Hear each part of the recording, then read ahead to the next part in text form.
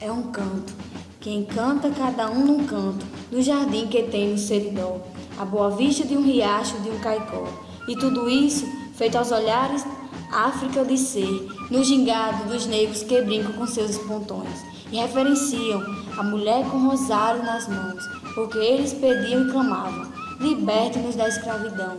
E a verdade é que as amarras com seus senhores foram rompidas, mas a tradição continua amarrada no grito do apito. Eles percorrem a cidade, a cultura flui e exala em cada nota do tambor tocada, e lá vem eles, apontando com os espontões, lá em cima, na Avenida Doutor Rui Mariz, para depois surgir em frente a igreja matriz da Nossa Senhora Conceição. Vêm eles, os negros, e o seu coração já pulsa nesse sotaque do tambor que bate, e deixa o tambor tocar, mas deixa o pífano gingar, deixa o negro pular, que não tem branco, não tem elite, gringo, meio, técnico, científico, informacional que aguente, pois todos eles pulam, nem que seja com os olhos, pulam e dançam nesse gingado espontâneo, espontão de ser.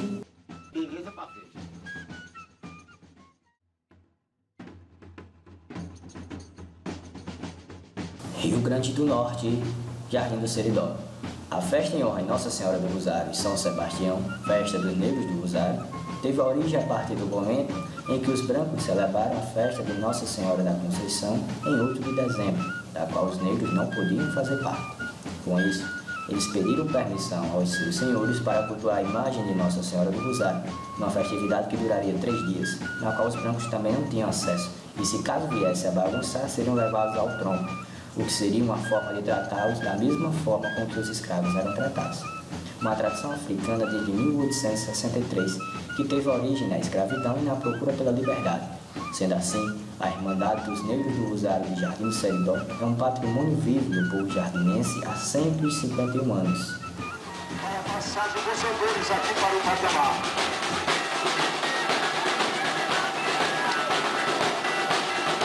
Abrindo espaço aí para a passagem dos andores. Jardim, ela é agraciada com a Irmandade, porque a gente sabe que em dezembro, né, tem a festa da padroeira, no começo do mês, e os negros eles não podiam participar, porque era tida como uma festa somente dos brancos. Então os senhores, devido à insistência dos negros, possibilitaram que eles tivessem 3 dias de festas a cultuando, né, Nossa Senhora do Rosário. Então são esses 3 últimos dias que eles utilizam o culto a Nossa Senhora do Rosário e São Sebastião. E nele eles, antigamente, né, eles faziam todo o seu culto, ainda pegando um pouco das matrizes africanas. Né? E a Irmandade ela surgiu em 1863 com o intuito, assim como as outras Irmandades, um tanto quanto assistencialista. Né? Ela surge para suprir, eram negros, grupos de negros que se reuniam para ajudar, distribuindo feiras a outros negros, distribuindo ajuda funerária, inclusive as feiras ainda são distribuídas até hoje. Né? Então, a Irmandade ela surge com esse elo assistencialista, e essa festa começa justamente porque eles não tinham possibilidade de participar da festa dos brancos. Então, eles criam uma festa em que eles pudessem participar. E ano passado, a gente pesquisando lá nos documentos da paróquia, foi bem interessante que a gente encontrou uma parte falando que existia a festa dos brancos, né, que os negros não podiam entrar em algum lugar. E os negros começaram a fazer uma festa só entre eles, que os brancos podiam entrar, mas quando os brancos começavam a bagunçar, eles amarravam os brancos no tronco e também davam chicotadas nele. Então, era uma maneira de inverter as situações, né? Agora, a festa era dos negros que os brancos não podiam estar.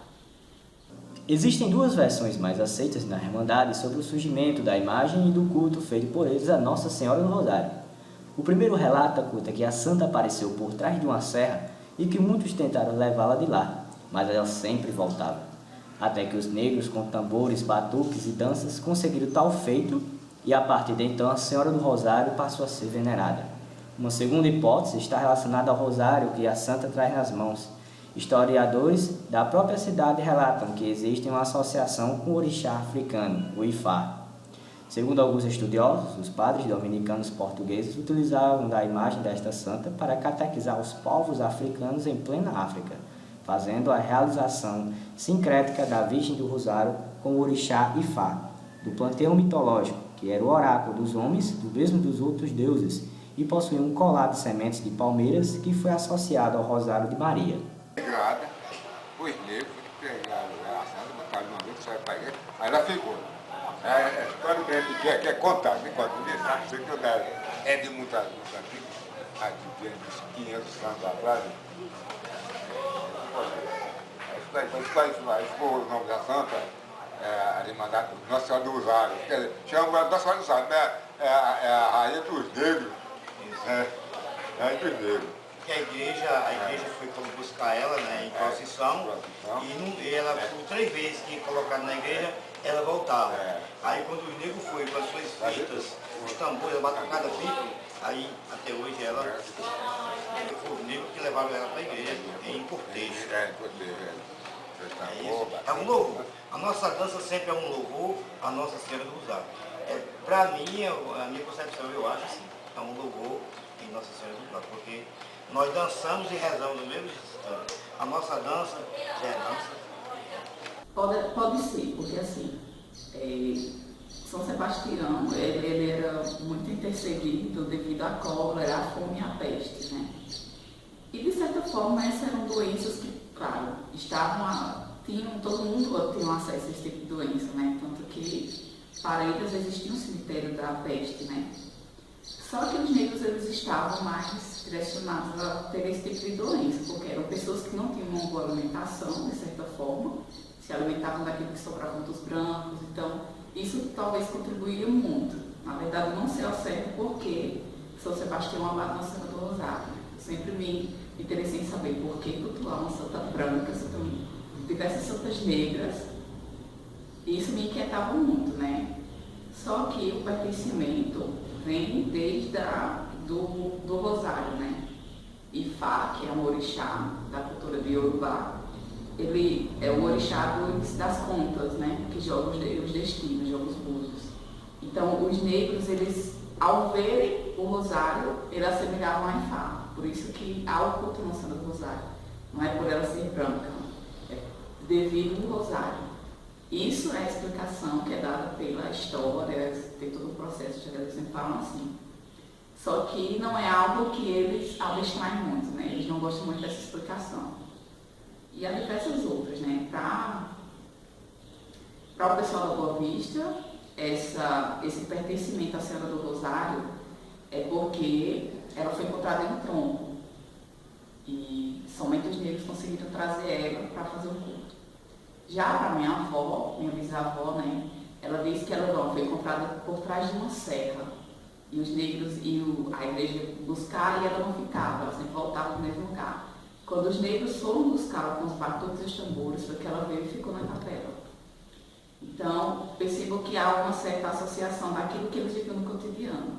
Para o pessoal da comunidade quilombola, a representação maior é que ela saiu de um tronco, né? E aqui não, para mim vai a sério, porque ela morava próximo ao Ouro Branco e ali tem muitas serras, né? Então são coisas do cotidiano que vão fazendo parte do discurso deles, só que tudo se une um só. Na verdade, eles veem a Senhora do Rosário como a Senhora do Destino, aquela que traz a salvação. Até porque a festa, os 3 dias de festa que eles tinham de culto a Nossa Senhora do Rosário, era uma maneira deles se sentirem livres durante pelo menos aqueles 3 dias. Então, tudo está envolto na questão do desejo de liberdade. A preparação para a festa se inicia pelas ruas da cidade desde o início do mês de dezembro, com novena nas casas de populares e a presença dos negros de pulo nas ruas. Junto, eles levam um pífano e 2 tambores que dão ritmo à dança realizada pelo porta-bandeira, com 4 negros que vão à frente do cortejo. Estes levam nas mãos espécies de lanças feitas com madeiras e enfeitadas de fitas na ponta. Porém, o treino só começa no dia 30 de dezembro, com a alvorada que conta a presença dos negros de pulo de Jardim do Seridó e da Boa Vista, comunidade quilombola do município de Parelhas. Jardela Luana, historiadora e rainha perpétua, explica melhor a diferença entre as irmandades. Na verdade, não há muita diferença, né? Desde o início, os negros lá da Boa Vista, eles vinham e juntavam aos de Jardim para comemorar a festa.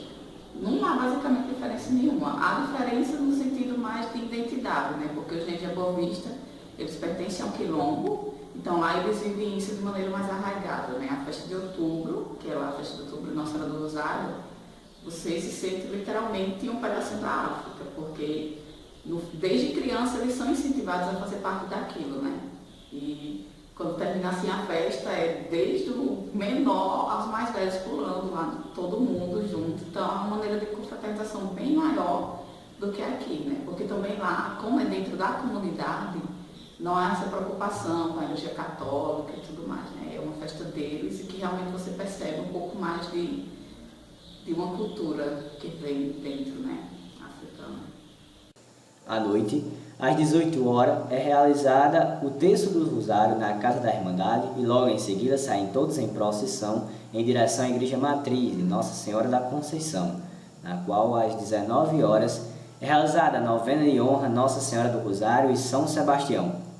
No dia 31, durante toda a manhã e a tarde, os negros andam pelas ruas da cidade tocando e pulando para arrecadar alimentos e dinheiro em prol dos membros da Irmandade. Na festa dos negros, apesar de ser só os 3 dias em que está todo mundo reunido, mas desde o início de dezembro eles já começam a sair na cidade pedindo justamente isso.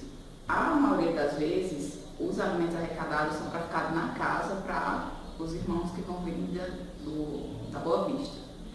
Quando tem alimentos em excesso, eles distribuem entre os negros de pulo, né, e a corte.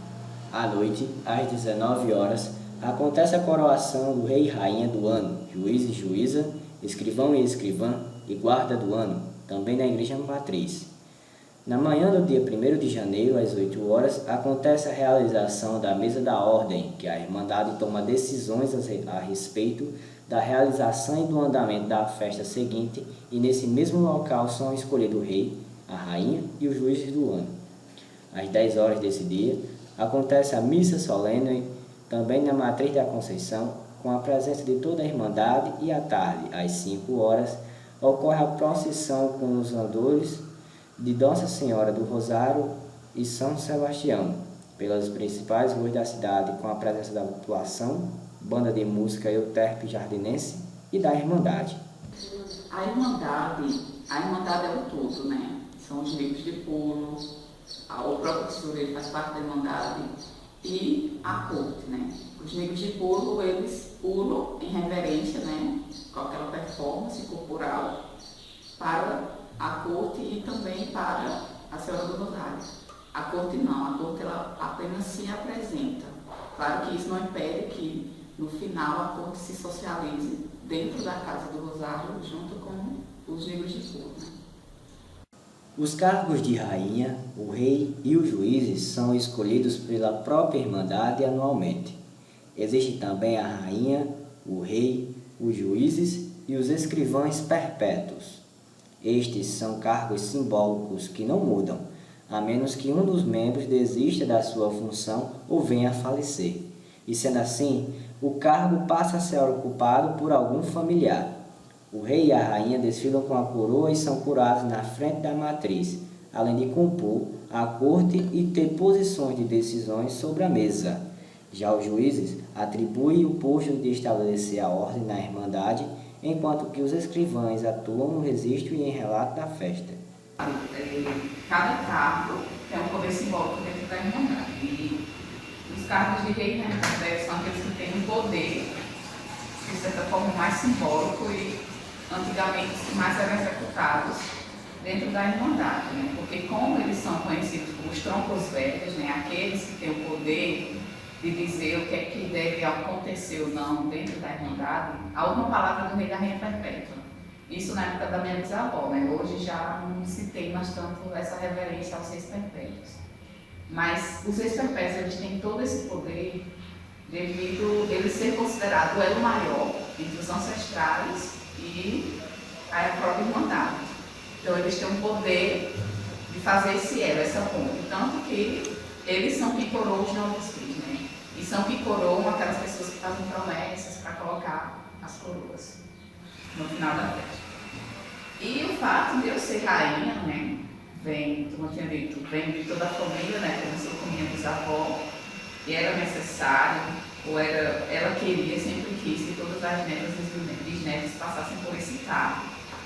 Em 2001, né, eu entrei como rainha do ano, Minha bisavó já não era mais viva, já tinha falecido.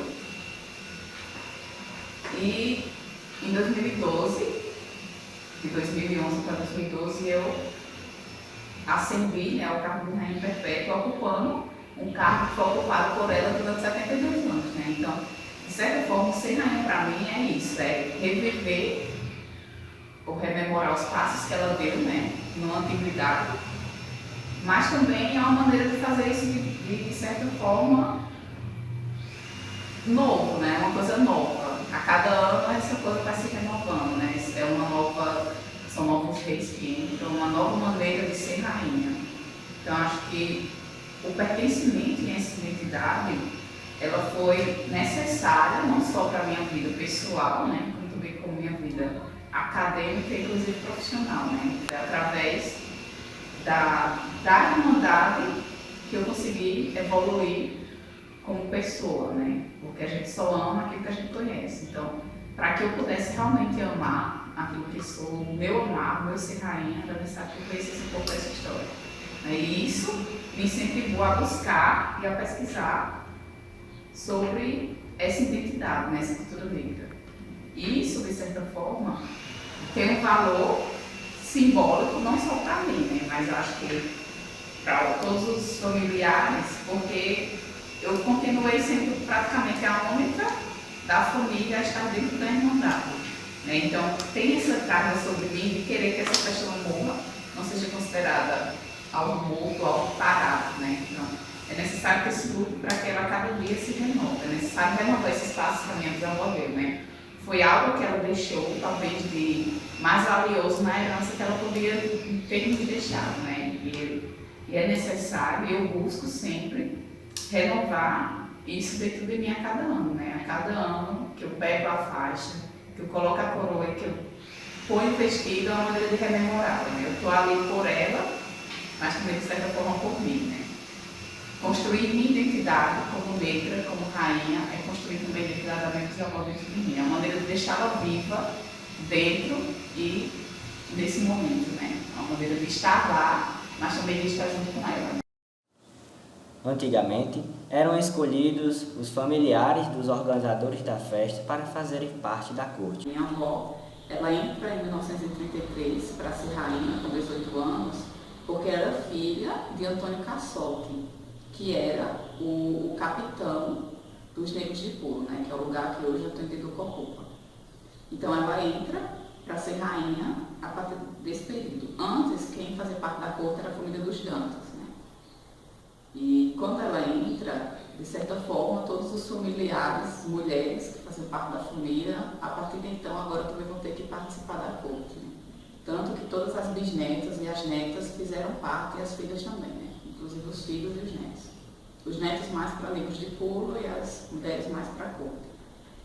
Havia um sistema de votação que seria na mesa dos irmãos, que a gente chama, que é uma mesa que acontece no domingo, às 9 horas da manhã, onde se reúne, né, toda a Irmandade para discutir como é que anda o andamento da festa e que preparativos vai haver para a festa do ano que vem. Né?